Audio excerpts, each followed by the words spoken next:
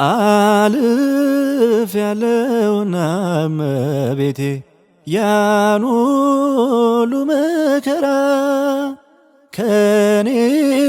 ጋር ስለሆንሽ እመቤቴ ስምሽን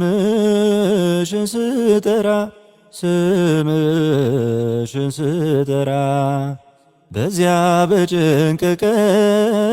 ድንግል እጅግ በሚያስፈራው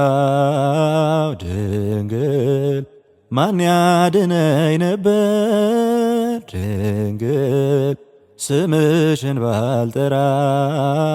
ድንግል በሞትና ሕይወት ድንግል መካከል ብሆንም ድንግል ታምርሽ አነሳኝ ድንግል ማርያም አልተውሽኝም ድንግል አልተውሽኝም።